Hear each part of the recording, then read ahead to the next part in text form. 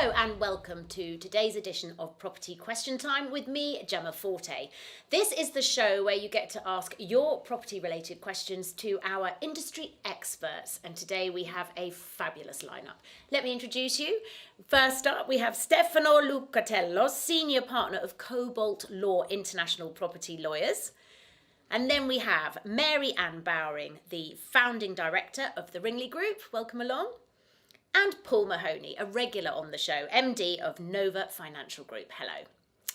Right, welcome one and all. I think we should kick off straight away. And Stefano, I've got a question for you, if I may be so bold. So here it is. I looked into remortgaging my 2 French mortgages last year, but the hassle just wasn't worth it. What about getting a UK mortgage for a house in France? Is this easier? No. I was going to say, is that even possible? It's possible, but it's not as easy as you might think. I don't think, unless there's something particular with this client, this particular person, that it's that difficult to remortgage. There are many, many international brokers in the United Kingdom now. They are associated with international brokers. Some are associated with banks. And if you go into one of the big international banks that deals with France in the United Kingdom, you will find that they are very amenable and the process isn't that difficult at all. The problem you'll find with remortgaging French property, in this case with an English bank, is that the English bank will have a problem with the valuation and how to go about the valuations. They will not be very happy to rely upon a foreign valuer to do their job for them, because they have different criteria abroad to the criteria that are used by an English bank when it values or comes to a realisation of value of a property here in the United Kingdom. So the answer to the question is, I would go back, I would revisit the matter, and I would choose a friendly broker who is in England, who is versed with French property and who can make the job easy for you. Yeah, but perhaps they're trying to sort of sort it out themselves, which I'd imagine would be a minefield. It's not the area that you should be sorting something out yourself. You should be going to a broker who is an honest person, who is in the job and reputable and knows what they're doing, has got lots of years experience and can bridge the gap between the United Kingdom and France and tell you what's what and where and how to go about it. Okay, although I quite like the thought of an English valuer sort of doing a day trip. Well, there are many, Gemma, there are many English valuers now and RICS members who have, for a better choice of life, decided to spend either all their time in France and have taken their qualifications over to France and are therefore doing English valuations or French valuations and reports on property. They are the sort of people you should be, or he should be going to see. Okay, that's interesting. I don't know what you mean by better quality of life though. I mean, we've got it all here. We've got the climate, we've got the amazing, government's all going really well. Absolutely, Brexit and all that. That's wonderful. Yeah. Right, Mary-Anne, first question for you. This person says, my partner and I are first-time buyers and we're looking to buy a particular house but have found out it's not freehold but is on a lease. It's an end-of-terrace cottage and we're unsure how old the property is. We're unsure how long is left on the lease and we're set to find out within the next few days after the surveyors have gone in. Does buying a house on a lease have any problems? And especially when we come to selling the house, does the value go down as the lease gets shorter? Yes and yes is a short answer. Just to sort of elaborate on that, yes, any lease, the value will go down as the lease gets shorter. The real challenge here is that most houses are not freehold. So buying a house that is freehold will be less attractive to you. That's why they're having reservations and any seller in the future. So it's important to find out why it's not freehold. Yeah. There are certain restrictions in the country as to properties that cannot be freehold. For example, if you're on Crown land. Okay, what's Crown land? Like effectively owned by the Queen. Right. So that's typical perhaps for properties around Regent's Park in London. That would apply to a lot of them. There's also been a lot of publicity going through House of Commons with the Taylor Wimpey scam. So that scam, well, I don't know if scam's the right word, but that has been where they've been selling. Allegedly. Allegedly, yes. Of course I've heard all about this, So that's where houses have been sold leasehold in order to make the developer more money, and the ground rent starts off quite low, but has been doubling every 10 years or so. So the ground rent can get very high very quickly. So if the lease is not short and has a very low ground rent and isn't on Crown land, then in theory you'd do better to get the seller to try to claim a lease extension if it needs to be longer. Can you turn a property from leasehold to freehold?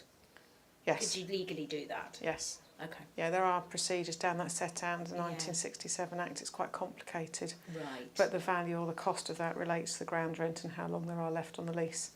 So they're the two main questions. Yeah, I'd be suspicious. Interesting. Yeah, and I guess the person who's selling, the vendor's going to have this problem with anybody, so maybe they might accommodate a bit and be flexible. Well, then we don't know all the facts. This house might be cheaper pro rata than others. Yeah. But first of all, try to fall in love with a freehold house. Yes. If you can't, then you need to ask quite a lot of questions, because your reservations are going to be repeated by, let's say, 9 out of 10 buyers.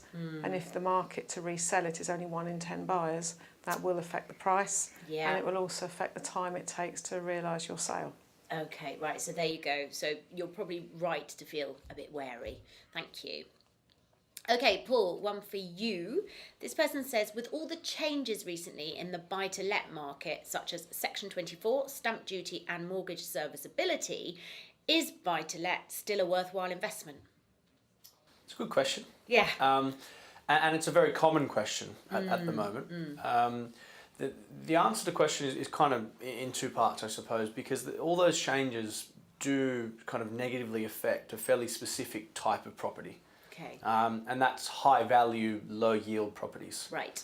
If you look at Section 24, which for anybody who's a higher rate taxpayer, it means that they'll be paying more tax. Right. If they have a mortgage on their property, there's less to deduct, so there'll be more tax payable, effectively, in most cases. The stamp duty changes, obviously that most affects high value property, because you already have the thresholds of high value properties, you pay more tax. And then you have the mortgage serviceability, which refers to the way that lenders look at how much they'll lend you based upon the rent that a property generates. So if you're generating a high rent, it does mitigate the effects of all of those changes. Okay. And if you're buying properties or you own properties that are lower value, it does somewhat mitigate the effects also. Okay. So if we look at that geographically, areas that's most affecting is London and the southeast, Right. where property values are, yields haven't kept up with property values, the way that they've risen over the past 10, 20 years. So yields are quite low, and property values are quite high relatively. So that makes it difficult to justify a buy-to-let investment into that type of property, and puts a lot of people into a difficult situation where they hold a portfolio of those types of properties as to whether to maintain that portfolio or whether to start changing things. It's causing quite a strong shift away. Yeah, I was going to say, what is the ripple effect so far that you've seen from these changes? The ripple effect is it's causing a strong shift away from that type of property and those sorts of locations, more so to areas like the Midlands and the Northwest. Okay. Still sort of major cities like Birmingham, Manchester, Liverpool, people still want to invest in locations with depth. Yes. But areas where property values are a fraction and yields are significantly higher. Right. So it's still much easier when you run the numbers to justify those investments. And also with all the driving factors so far as sort of, the net migration in the UK, employment growth, therefore population growth in all those cities, they also stack up. So it's just driving things away from London a bit. What we're seeing is that a lot of people who used to be very London focused are now opening their minds a little bit, looking at other things and considering areas that might be better for them. So overall, for the whole of the UK, that's probably quite a positive thing. It spreads the wealth out a bit. More, Wonderful. Okay, well, thank you so much. Really informative. Right, in this show, we also like to really plunder our experts for information and come up with some golden nuggets. So has anybody got a little tip or property industry expert golden nugget for me? Just a reminder, perhaps, to all landlords out there that this April, this tax year, there's been a change to housing benefit rules again, which means single people under 30 are no longer entitled to anything more than a single room allowance. So if you have a single person under 30 renting an entire flat, it is likely their benefit is going to be capped significantly. Okay. And of course the valuation industry, the chartered surveyors know this as well, so it may well affect valuation risk if you're remortgaging.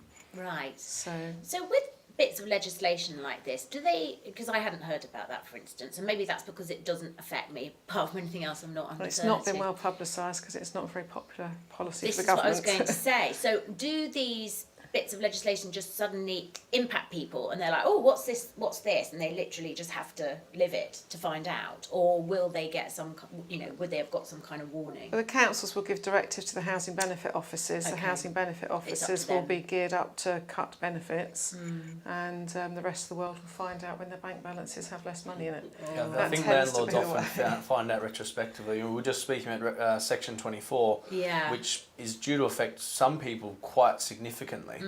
And there was a survey done recently that said that 40% of landlords didn't even know what it was. Really? And it actually started to come into effect this year. Okay. So I think you're quite right. They will figure out what it is when they do their tax return this year. It's never good news, is it? Okay, so you basically, your accountant just informs you this is the revenue received will go down. Revenue affects value, or it's going to affect the choice of who the landlord will want to rent to. Perhaps need to ask more questions. Two people looking at a flat, is your girlfriend actually going to be living with you? If you're both on housing benefit or not, or are they going to be deemed to be a single person? Okay. And I think, with regard to going back to your question about buy-to-let, we can all probably remember the time when it would have been difficult not to make money on a buy-to-let, 20 years ago, and things have changed considerably, but it looks like there are positives to come out of that situation as well. Yeah, I think all of these changes, it really sort of reverts back to the value of advice. Yeah. And as you said just there, in the past it was a lot more easy to do things on your own, and to do quite well. Things are a lot more complex now. Yeah. So there's a big difference between doing the right thing for you and your goals and doing the wrong thing for you and your goals. So seeking out that advice and making sure you're doing the best possible thing for you is very important. Okay, so always consult experts and watch this show, and then you find out everything. Okay, that's it for part 1. We will see you after this short break.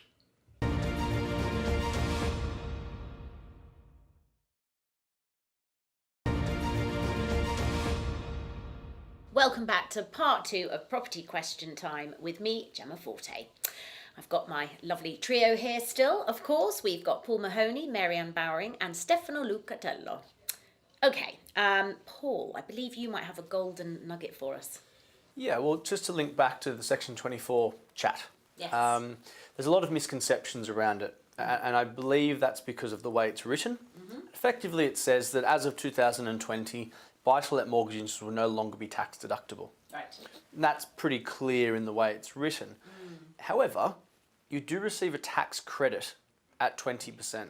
Okay. Which effectively means that if you're a basic rate taxpayer, so your employment income, your property income, any other source of income is less than £45,000 per annum, therefore being a basic rate taxpayer, and you receive the 20% tax credit, your tax position doesn't actually change at all. Okay.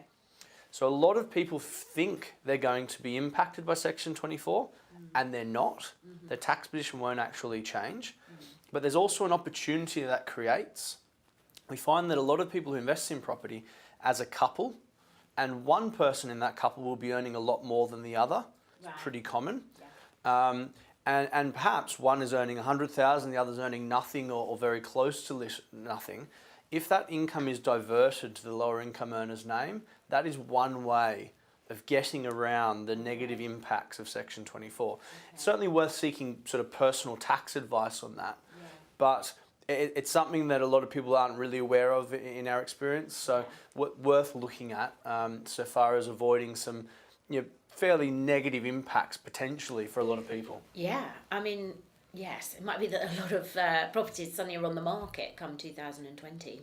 Potentially, yeah, and a lot maybe that could be through misconception, and there might be ways around it for certain people's situations. Yeah, I think one thing that's clear is for most people these situations are so complex. You have to get advice. You can't take anything for granted. You get yourself into a right old pickle, as my mum would say.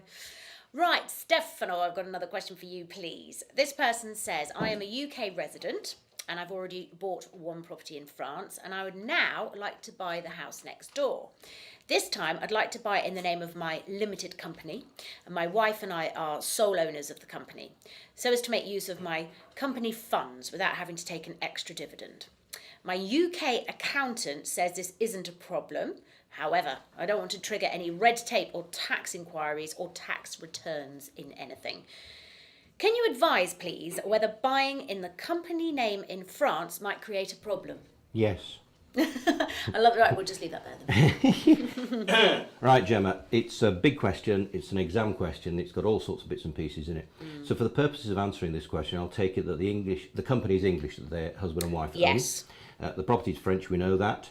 They want to buy the property next door. The first answer is yes, it would cause a problem to buy a French property with an English company. Why? Because foreign companies in any jurisdiction, as we do, whether it's an English company or a foreign company buying a property in England, are treated negatively. So there would be an annual tax to pay for it being a foreign company or it being in foreign company ownership.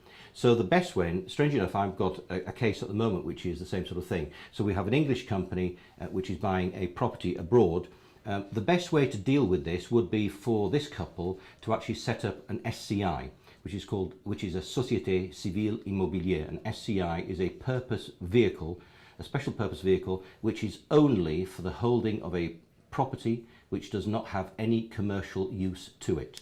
So you're holding it, and the aim of it is to avoid succession tax in the family. So you've usually got husband, wife, maybe 2, 3, 4 kids. You put them all into the pot. They all become shareholders in this SCI, this French company. And what you can do, having created the SCI, is for the English company to lend the money to the SCI with which to buy the French property. There can then be a loan agreement between the English company and the French company, which is good for accountancy purposes and deduction of tax purposes, because a loan is always better than actually any other sort of transfer of money. It will be a reduction in taxation for one company, and there doesn't necessarily have to be repayment of that loan. It can be a deferred loan. So that's the best way to deal with it. The best way for them is to create the SCI, invest in the French property with the SCI, having a loan from the English company. Wow. I hope you were listening to that. And also, I'd imagine now our viewers got the pause and just rewind and write all that down. That's really valuable advice and the kind of thing that exactly, you learn on this show.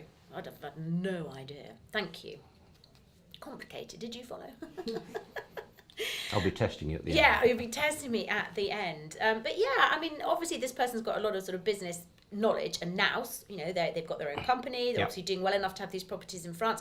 But it is interesting. You think, oh, should I do this? Should I do that? And the fact that instantly. Well, the client I'm dealing with at the moment has £650,000 of dividendable income that he can actually use. Right. So instead of using it per se, he's actually lent it from the English company to the French company, and he gets a benefit at both ends then.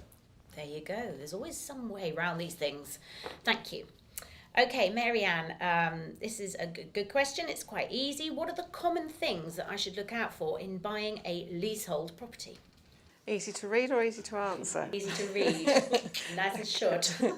Okay, well, I mean, a lease is a complicated document. It is a contract. It cements an agreement between the parties. Now, the thing that most people don't really cotton on to is the lease was created when the flat was created. So you actually buy the residue of what is left of the lease. Okay. So you don't get the opportunity to renegotiate any clauses in it. Yeah. So therefore you need a good solicitor to advise you as to what it says. Yeah. So key things to look out for are what is the ground rent, because that's something that you probably haven't thought about or budgeted for. Yeah. And that's an annual fee, isn't it? Yeah, it's basically for the land that the building sits on. So you have to pay that to the freeholder. So what is that ground rent and when will it increase? In the old days, it would normally double every 33 years, but there have been some awkward leases written where the ground rent can rise in relation to the value of the property. And in property prices rising, that can be huge. You also need to understand what service charge and liabilities you're going to have to pay towards. And then, of course, the covenants. So the covenants are purely promises, one party to another. So I promise not to play music after 12 o'clock at night. And the freeholder promises not to come. I can't promise that. Okay. The freeholder promises not to interfere with my right to peacefully enjoy the premises, for example. Right. Okay. I don't remember that bit when I used to have a flat. And actually, I did have a neighbour that was rather noisy. In a rental flat, the covenants are not as long and as complicated, but those sort of covenants will apply. And I was only joking, actually. I think that kind of thing should be made, a promise, a legal promise. Well, there have to be rules and to govern how to live communally, otherwise disputes would be rife. Yeah. But the most important ones really are the repairing covenants to make sure there is a provision to repair. Yeah. There will be leases that don't add up to 100% perhaps, so somebody's not paying. There'll be leases that don't say who has to paint or decorate the windows, so are we going to wait until they fall out? There can be all sorts of problems with leases that give you a right to occupy your demise but not to walk over the common parts to get to your demise. I've always thought that leases are fundamentally don't make sense, like in a way. Do you know what I mean? Like I've always thought that it's something that should be revised completely. Because it's this thing where 99 years and it gets to like 40 years, that's still 40 years and it's like, no, it's got to be up this end. So it's sort of a constant problem, isn't it? It is, but since 1993 there's a right to extend your lease, and that's a statutory right so long as you've lived there for 2 years. Okay, well that helps. And then you only pay 50% or you share in the enhanced value. Yeah. And your ground rent gets cancelled to a peppercorn, which effectively never gets collected. So it's quite a swift and established industry for extending your lease to make it longer. Yeah. And it becomes a problem at around, 80 years is the time you have to start paying marriage value, so it gets significantly more expensive after that. Yeah. And according to the RICS valuers, at 70 years it becomes a valuation problem.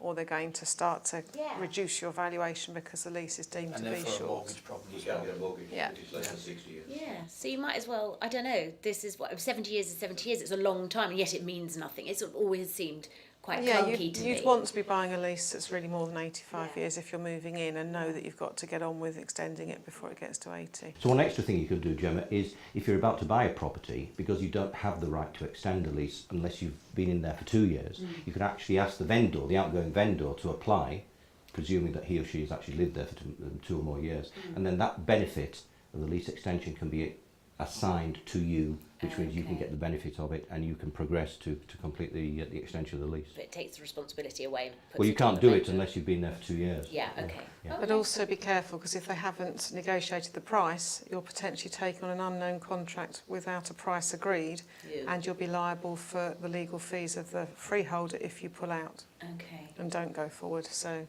So it's a about... short question with a very large, complicated I think we've answer, slightly actually. gone away from the question. We had to just expose some lease problems, really, but perhaps that helps No, that's too. great. Yeah, things to look out for. So yeah, all really relevant. Thank you. Okay, this one's for Paul. This person says, I run a successful IT business and I've got a spare £200,000 in my limited company. I don't want to take it out for tax reasons, but it's sitting there doing nothing. Can I invest it in buy-to-let property? Good question. Yes, you can, and it's a fairly common strategy, an increasingly common strategy, more so given the recent changes in the market around Section 24, which has been a fairly common theme. But so far as taking that money, there's a few things you can do with it. You could invest it through your current operating company. One of the downsides of doing that is some lenders don't like it. Right. They don't like lending to a company that's operating in another way, because that other business activity could impact upon the property. But what a lot of people are doing is lending money from their operational company to a special purpose vehicle.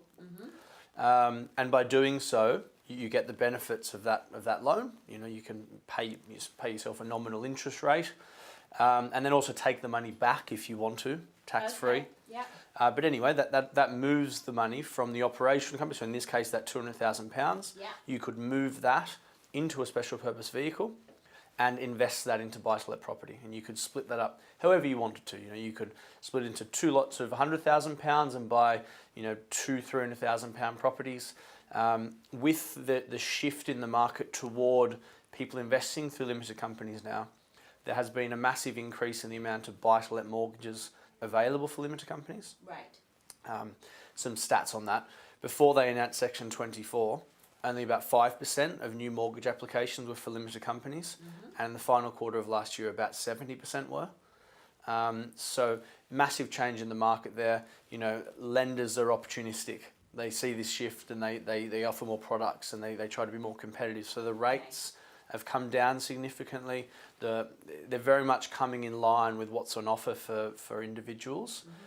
So it is, it's a very viable option to invest through a limited company, and that would help this person better utilise that money.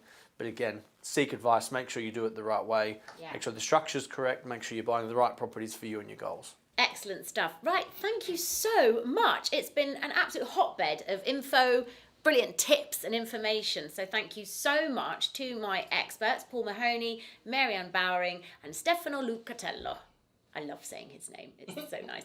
And thank you very much for watching. Of course, tune in next time to Property Question Time. If you've got any questions that you're desperate to know the answer to, then of course you can get in touch. info@property-tv.co.uk, or of course visit our website, all the W's, and then it's the same, property-tv.co.uk. My name's Jemma Forte. See you next time.